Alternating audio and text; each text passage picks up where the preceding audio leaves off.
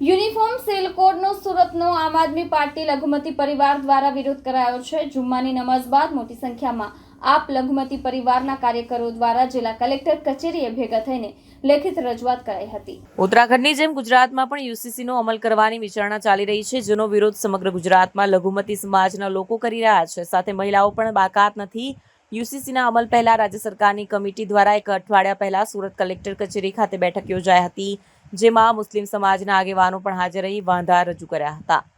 Uniform civil કોડનો સુરત આમ આદમી લઘુમતી પરિવાર દ્વારા વિરોધ કરાયો છે। જુમ્માની નમાઝ બાદ મોટી સંખ્યામાં આપ લઘુમતી પરિવારના પ્રમુખ અહેમદભાઈ મેતર, સૈયદ મઝહર બાપુ, રાજુ શેખ, સરફરાઝ શેખ, નાઝિમ શેખ, સાજિદ શેખ, એમડી પઠાણ, રિયાઝુદ્દીન પઠાણ, આસિફ અંસારી, ઇશાક શેખ, સાદિક લીંબુ અને તમામ સાથીઓ હાજર વિરોધ સાથે કલેક્ટરને રજૂઆત કરી હતી। કેમેરામેન હકીમ શેખ સાથે વસીમ હાસમીનો રિપોર્ટ, આઝાદ ન્યૂઝ, સુરત।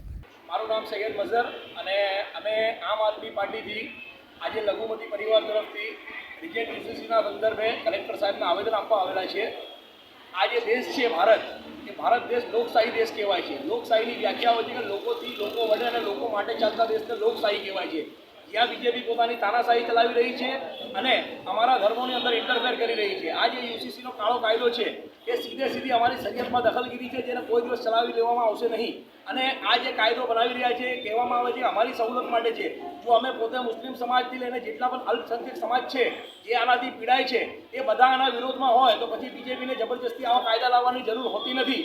તો અમે આ વસ્તુની સખત નિંદા કરીએ છીએ। અમે બીજેપી સરકારને કહેવા માંગીએ છીએ કે દેશમાં બેરોજગારીનો મુદ્દો છે, દેશમાં સ્ત્રીઓ કોઈ જગ્યા પર સુરક્ષિત નથી, દેશમાં બાળકો પીડાય છે, એ બધા મુદ્દાઓ પર ધ્યાન આપો। આજે રૂપિયો પડતો જાય છે, જીડીપી પડતી જાય છે અને તમે એક તરફ ખાલી ધર્મની રાજનીતિ કરો છો, એ કેટલું યોગ્ય છે? હું બીજેપીના લોકોને કહેવા માંગુ છું કે આ કેટલું યોગ્ય છે? ક્યાર સુધી તમે ધર્મની રાજનીતિ કરશો?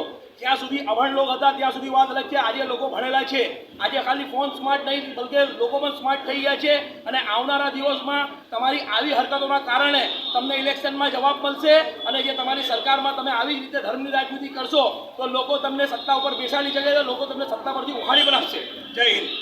યુસીસીના મામલાને લઈને અમે કલેક્ટર સાહેબને આજે અમે આવેદનપત્ર દેવા આવ્યા છીએ। એમનો સંદર્ભ એ જ છે કે ખાલી મુસ્લિમ સમાજને નહીં, આ ઘણા બધા સમાજને આનો ફરક પડે એમ છે, કેમ કે અમારા શરીયતના કાનૂન પ્રમાણે, અમારા કુરાનના કાનૂન પ્રમાણે અમારી ઘણી બધો હક છીનવવાની વાત છે। એટલે અમારો હક છે, અમારો રાઇટ છે કે અમે આ વસ્તુનો વિરોધ કરી શકીએ। અને બીજેપીના દરેક લોકોને જણાવવા માગું છું કે તમે એક સમાજને લઈને જે રાજનીતિ કરી રહ્યા છો એ મહેરબાની કરીને બંધ કરવા અમારી માંગ છે। તમે મુસલમાનોને ટાર્ગેટ ન કરો। આજે અમારો હક છે તો હક અમે લઈને જ રહીશું। આજે આવી રીતે નહીં થાય તો બીજી કોઈ અમારે લડાઈ ગોતવી પડશે અને બીજું કોઈ ગાંધી સિંધિયા માર્ગેથી ચાલવું પડશે તો અમે ચાલવા તૈયાર છીએ। જય હિન્દ, જય ભારત।